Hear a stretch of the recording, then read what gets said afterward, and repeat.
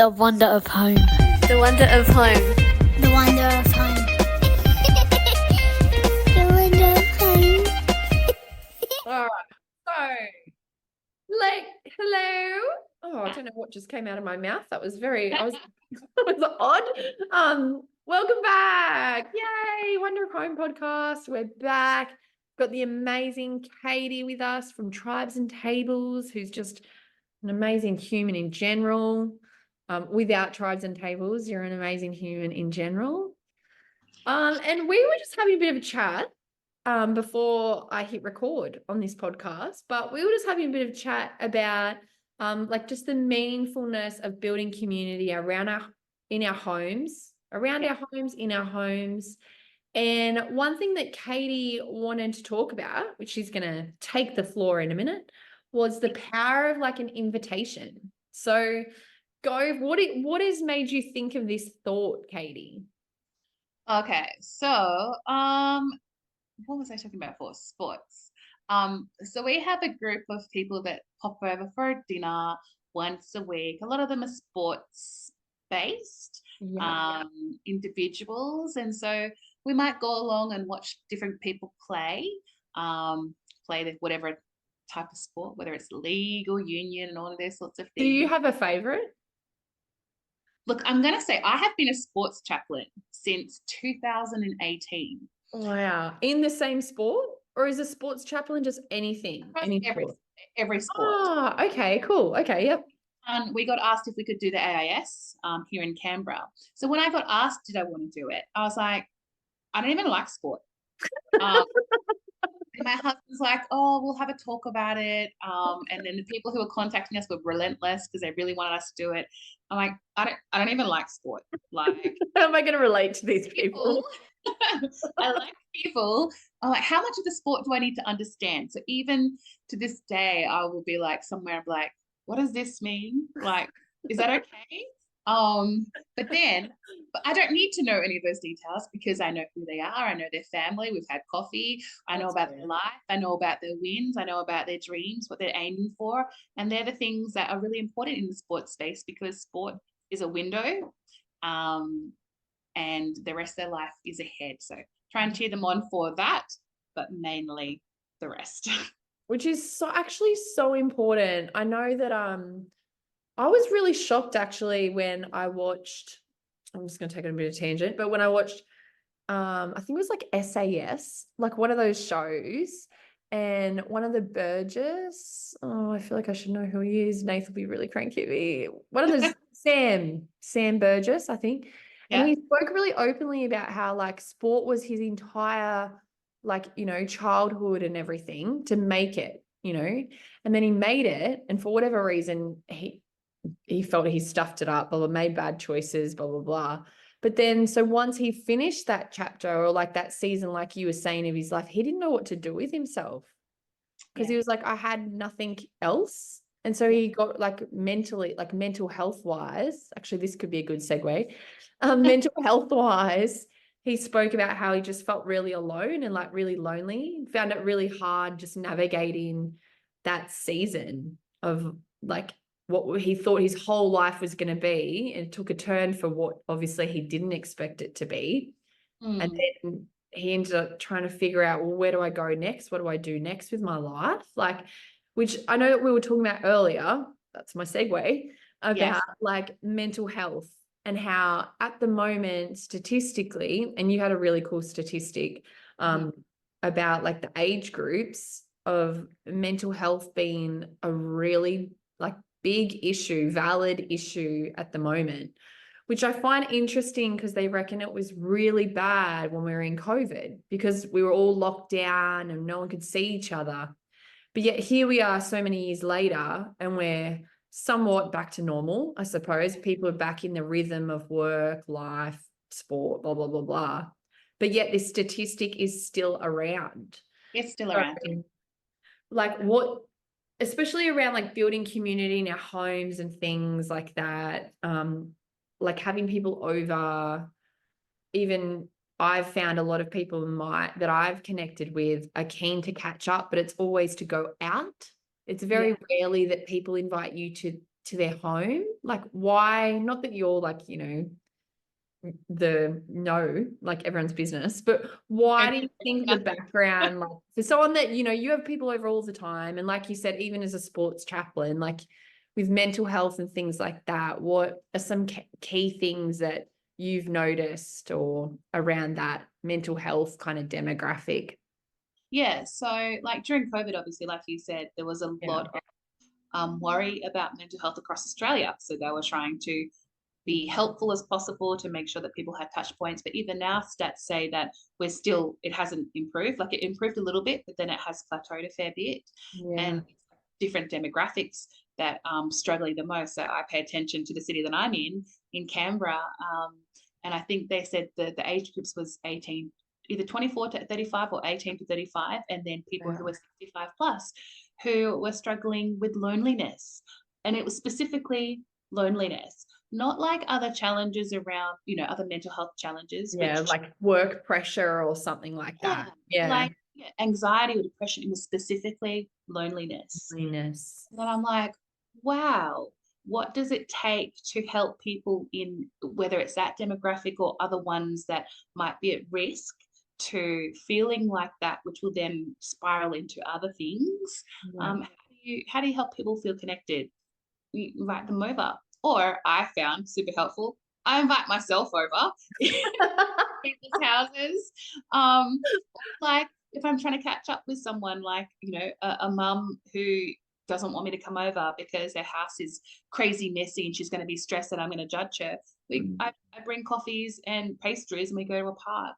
But it's definitely about the invitation, and it's definitely about what's going to work for the person that you're trying to connect to, or for the group of people that you're trying to connect to, and speaking to them where they are at. So some demographics live on socials. What demographic lives on which social? Some live on Snap, some live on Instagram, whatever it might be. But if you want to create community, you have to be where people are. And that's where I found a lot of people live. Yeah, I know. I've had so many conversations and connections with people, even for this podcast, through Instagram specifically. We connected through we connected through a different space, but you can maintain those connections definitely. And it's a bit of it's a safe space. Like I know that if I meet someone out, whether it's at the shopping centre, if you bump into them at a cafe or on a sporting field, and you want to kick off something because you have a sense that they might need some family, you can be that family, but you have a sense. But sometimes asking someone for their number, if you give someone your number, there's no guarantee that they're going to text back. Or they won't maybe even like you having that number. Like, no, and if you ask them that, so they give it to you. If I get their number, then they might feel like it's too much, like you said. But social media. So I'm like, hey, do you wanna here's my socials, here's my phone, you can add me or I can add you if you're happy to. And they're like, yeah, of course. Because it's their choice how they want. They can unfollow if they want to. I know. Unfollow. I'm not going to be offended. I don't get offended very easily. No, me neither. Watch your life, and they can chat with you if they like to, or they can see who you are before they decide if you're worthy to, give their time to. So I use social media. I give people I don't even know what the thing is. I just say, this is my name. Like username. Whatever that is. I've been a much cooler way to say it nowadays, but I wouldn't know what that is either. I don't know either.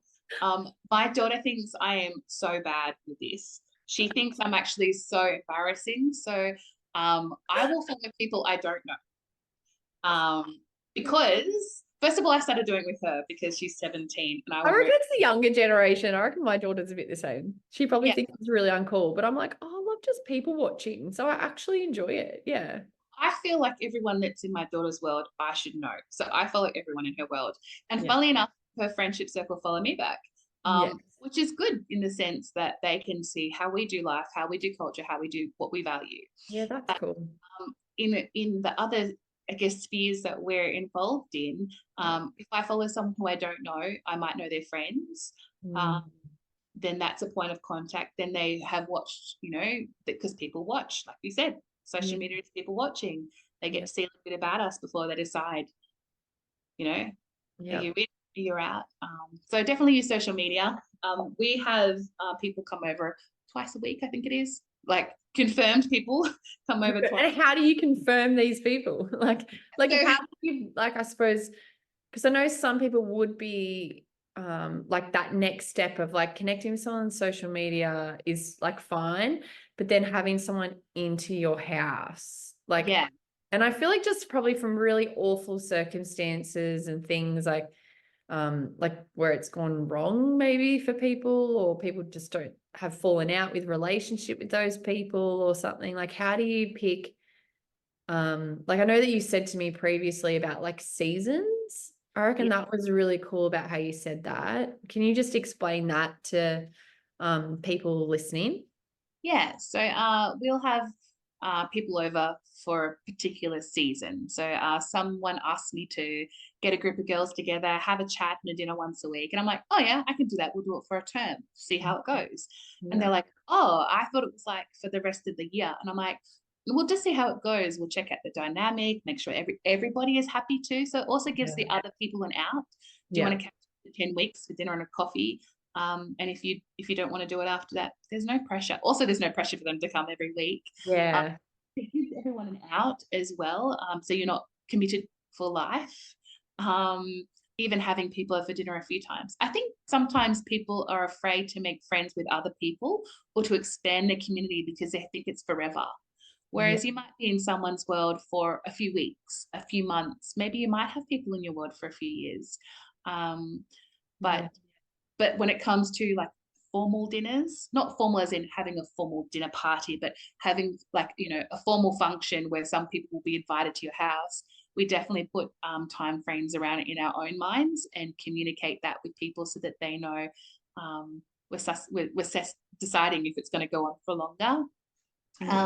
In our house, we don't have a big house. So one day I'd like to have a house, but we have a townhouse. It is very small. So like if I turn the computer that way, behind me is the kitchen, then there's like a tiny little courtyard, 3 floors. When we have people over, they don't go to the other levels. We have a toilet downstairs. There's no reason for anyone to go upstairs. They stay downstairs. But downstairs, we make it as homely as possible. I've noticed based on culture, everyone leaves their shoes outside. We're not fussed by that. We've learned other cultures that we spent time with, we take our shoes off when we go to their house. So if I push like, oh, don't take your shoes off, leave it on, well, then I'm not honoring their culture. So when it's raining, I'm like, you might want to bring your shoes inside. And even then, sometimes people are like, oh no, it's gross. I'm like, oh, I have my shoes on. They probably think I'm gross. But yes, as we were talking about before, we might meet someone out and about. I'm actually probably open to having anyone come over, because there's so many people here when it comes to like, I don't know, we feel safe. I'm happy to have over. We're happy to have anyone over. But we invite them by saying, you're welcome to come if you like. Come over for a dinner, have a feed, get to meet some other people that are doing similar season of life, particularly sport or whatever it might be that you're in. The way that we chat is we have a WhatsApp. So we're like, you're welcome to be a part of that if you'd like to. It really does help us because it helps us to cater for numbers. So we throw a poll up, you know, a few days before, who's coming for dinner? They just go, yes. I'm trying to talk. It tallies it up. Like, you get like 18 to come in, 5 aren't or something. It'd be nice if they didn't tell us 2 hours before, yes, I'm coming. Yes. Oh, love that. The communication sometimes. So I usually like, you're bringing dessert. things like that. But yeah, so I definitely use a whole range of different things of invitation. So personal invitation, I let everybody know that they're allowed to bring their friends. If they want to bring their friends, they're welcome to. It would help us if they want to come continually over for dinner, if they can be added to the chat. But if they just want to suss it out, there is no pressure whatsoever. And I will continually be adding people to the chat. And then I say, hey, whoever it is, so good that you know, glad that you can join us. And then because we've set this culture of being welcoming, everyone's like, oh, welcome, can't wait to meet you, can't wait to meet you. And straight away that person is like, I haven't met any of these people. I already feel so like welcomed. So Yeah, weird. that's I might cool. know some other people that come along, but they don't know everyone, but they come along already feeling like, oh, I belong here without even come along once. Yeah. And even like when that is like such a good point, because if you get the conversation, then it's just like putting a face to the name because they've already had like the banter rather than it being like you're going from nothing, like the Yeah, relationship. That's absolutely. really cool. Have you ever had like do you find from building this type of like community like in and around your home that when have you ever had like an example of like that community then kind of rallying for someone in that community if they've gone through something tough? So like if someone has passed away or something, then you kind of all share the load of like caring for that person. Absolutely. So I feel like generally people have like one or two people around them. Yeah, Just like yeah, family and might yeah. have their own family, but it doesn't mean that their family that they have are involved in their world. Yeah. And so if they are a part of our community or another kind of community, there's the opportunity for them to actually live life in community and not just be born into the world. And so I love in the communities that we're involved in that when there are ups and downs and people have challenges, if we're aware of it, and because we've built a safe space where people can share, Yeah. um, share about their, you know, their highs and their lows, and it doesn't go anywhere. Yeah. Um, you know, you build vulnerability and camaraderie. So when they share stuff like if someone's moving a house, well, can we help? Or if there's a loss in the family, can we help? Can you get to number one, can you get to the country that you need to get to financially to go to a funeral? What's the gap in finances? And is anyone able to throw $5 the way? And we'll try and find a way, even if we can't cover all of it, that we can show love in a practical way to help people. It Yeah. might be making a meal. It might be. Yeah. I was gonna say, I remember there was a week when we were so sick. And we had like one or two people drop off meals, which was so great. Like some people maybe wouldn't be helpful, but oh man, I was so sick. I couldn't cook. Like Yeah, even Nath was like just down with the flu. Like it was just so helpful. Like we probably could have still cooked, but it was just lovely to think that someone was thinking of us practically. yeah. And I think like it's just the most simple things. And the people that we spend a lot of time with, they either live by themselves or they live in group houses. Mm. Most of them don't live with their family. And so if they're sick, they just suck it up. And Yeah. that's a great lesson to learn when you're adulting. Yeah. Sometimes you just got to keep going. Yeah. But know that if you're to the point that you just feel so horrible and you're beginning to feel super lonely, Yeah. that there are people that are, hey, can I bring you food? Can we drop off something to your door if you don't want to see us? Totally fine. Yeah. I've done that a couple of times where I've just like knocked and run. Yeah, yeah. And it Only because I knew that they would, like, if I had shown up with a meal or something, they probably would have been like, oh, no, there's someone worse off than us. But I wasn't dropping it to them like a charity. I was dropping it to them just to bless them because I could. And I was thinking of them. yeah. So if you just like knock and run, and then I just send a message like, hey, there's something for you at the door, then they can't give it back. And like I think if you do it to people and you explain like you said, just want to bless you. Yeah. Just And thinking of some you people don't and like it. yeah. Like some people even culturally, it's really embarrassing to get Yeah. stuff. Yeah. I guess my language is, oh well, you will have the opportunity in the future to do the same for someone else. So Yeah. take this, mark it on, you know, in your heart and mind. Yeah. I see in the future you will come across someone who needs something, who needs a coffee, who needs a meal. You'll know that you have one in your pocket that you owe the world. Yeah. So go and do that. And Yeah. then straight away they're like, oh, and they don't feel so embarrassed about receiving. Yeah. But yeah, definitely to get alongside But people. it can even be like flowers. Like sometimes I just will randomly Coffee. buy a Coffee. bunch of flowers for like one of my friends and I'll Yeah. just like, just because, and then I'll put like like cross Mel, and I'll leave it at their door, and then they open their door and they're like, "You're so naughty," but like they love it, you know, like it doesn't have to be like, you know, in hard times. You can just do it just because, like. Because we had the funniest photos that went through one of our chats. One of the boys got taken off the field and had the neck brace. Oh yeah. And then another one of the boys also had a neck brace, and so they were FaceTiming each other and putting it in the chat. So you had like snaps, photos of them both there, and then other boys went and brought them KFC, so they're like putting that in the chat. And as funny as, you know, it looked, like we were all laughing about, Yeah. they got like the sign off that nothing bad's happened. They just had to get dead and all those sorts of things.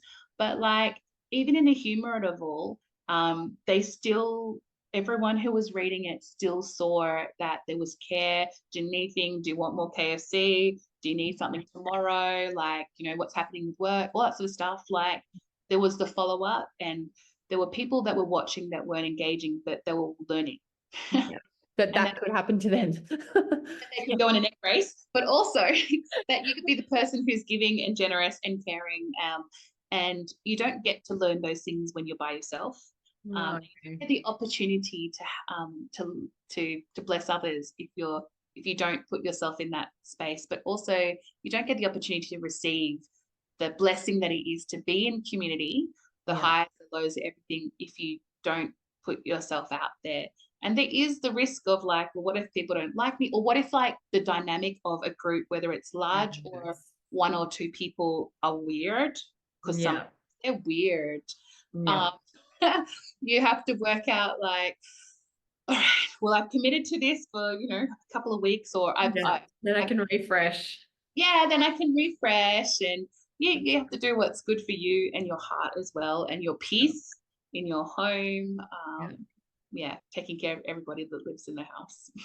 What is, like, as a random question? What is your favorite food? As someone that loves food. Well, two. You're two, because I feel like you're such a foodie, you'd probably struggle to come up with one. Okay. Two, Katie. Give me two top twos. I'm gonna go through. Okay, all right. So I love cheese.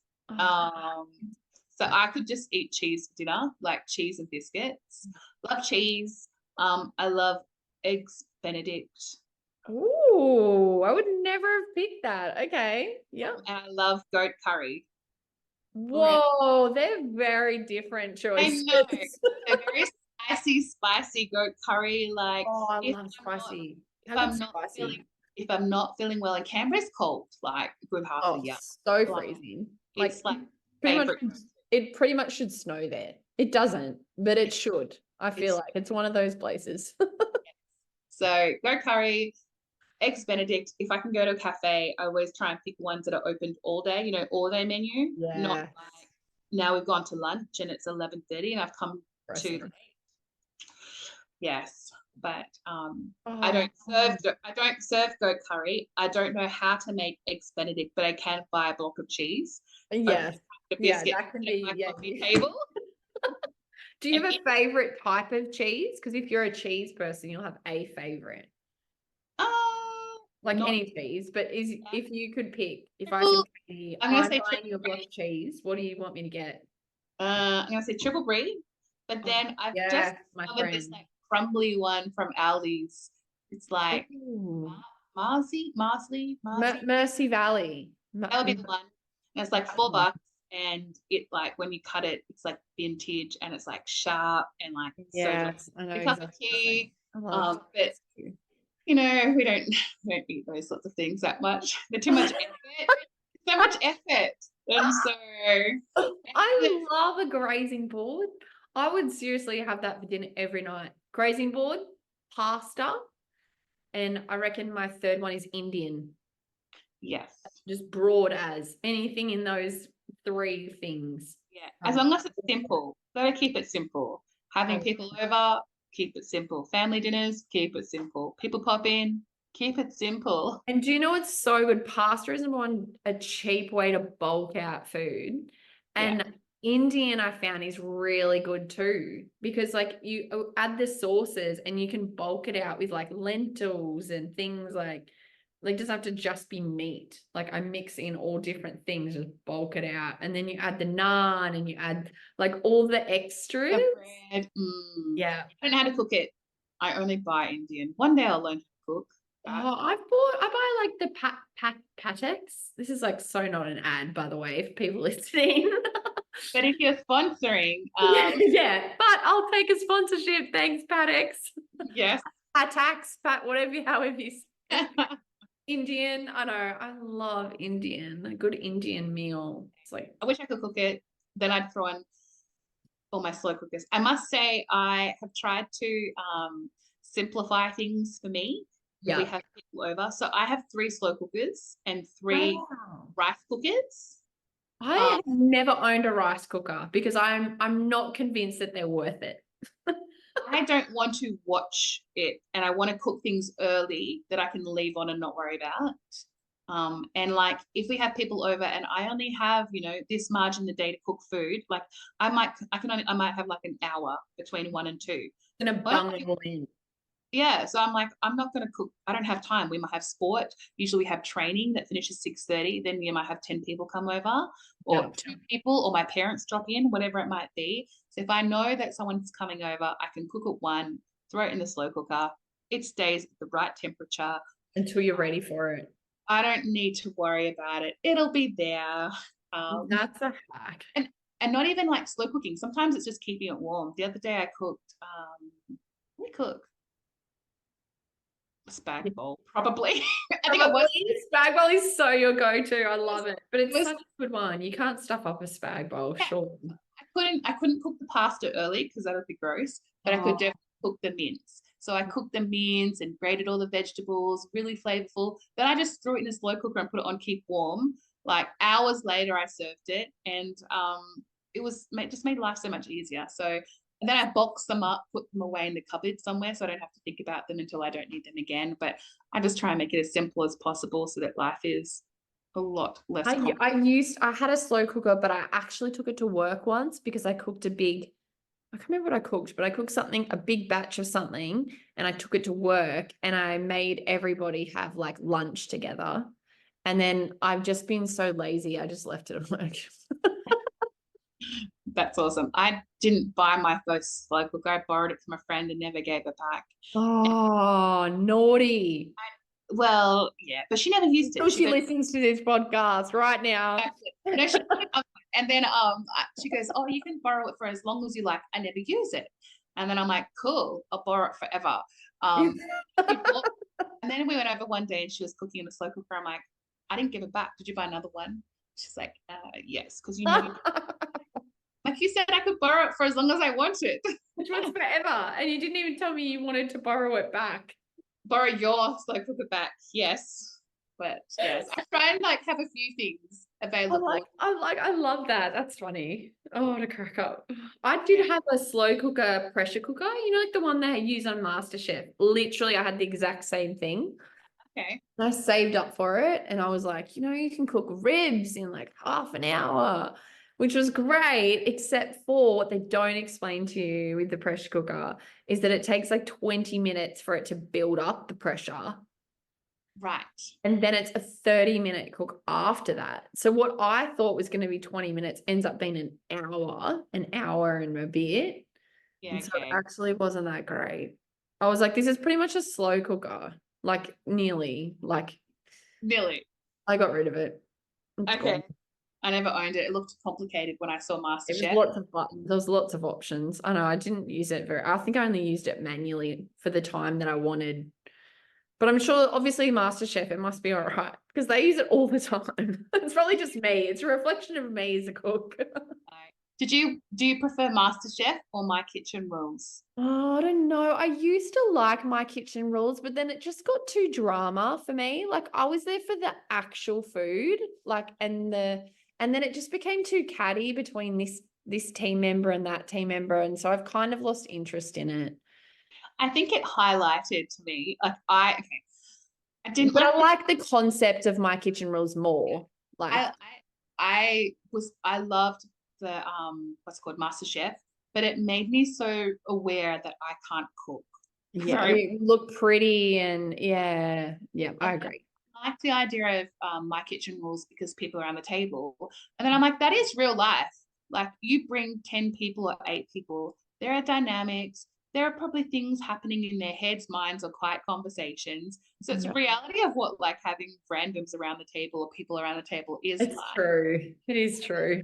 I learned a lot about like the importance of dynamics, the importance of keeping conversations going, or like if you have a group of people that don't know each other or have a group of people that might not have similarities at all, Yeah. trying to have a few questions up your sleeve so that you can start conversations Or diffuse conversations. conversations. So I don't know, I feel like that show was a showcase of everything dinner parties that are supposed to be not dinner parties, but just having people over for dinner around the table. True. It will put you off. It puts you off about that, and they're not like that. They can just No, and I think it's totally like just the reality TV show vibe that would have turned me off like a little bit is like where you'd have like the one or two that are like, oh, and they'd critique someone else's cooking and be like, mine's so much better.